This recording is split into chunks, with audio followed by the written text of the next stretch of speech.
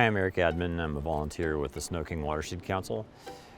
We're an all-volunteer nonprofit that works to protect local creeks. Today we were doing a stream biomonitoring class where we were teaching community members to identify insects that live in the stream and other creatures as an indicator of water quality. We use a couple different types of nets to collect samples of what we call benthic macroinvertebrates, which are bottom-dwelling insects, clams, crayfish, other types of creatures that live in the bottom of a stream and are indicators of water quality. Well, welcome to the Cascade Water Alliance is one of our valued partners, making it possible for us to cover the operating costs for these stream monitoring programs. What we're going to do is we're going to grab those nets right there and some tubs, and we'll go down to the stream and collect our samples. So what we're going to do is we're going to go out into the riffle, and this is a pretty good current here. So we're going to hold the net like this, lean it back at about a 45 degree. And then we're going to take a couple of rocks and weigh this down. And our goal is to get the bottom edge of the net kind of flush against the stream.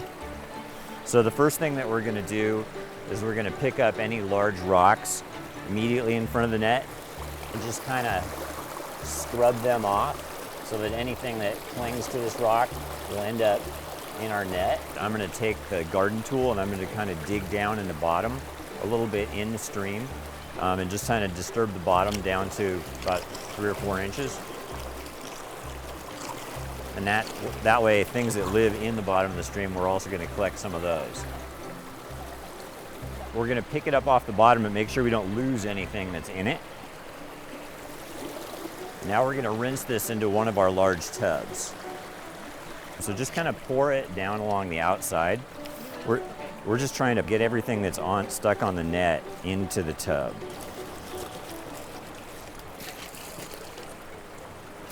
Before we're done, we'll look at the net to see if there's anything that we missed that's moving on the net.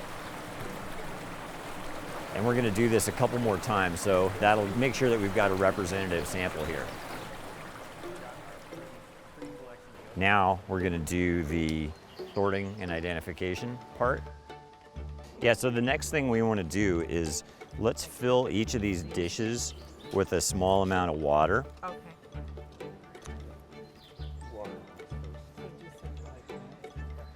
So once you have all the dishes with water in them, start looking for something that's moving. So the easiest way to really identify them is to just match them with the picture. Okay.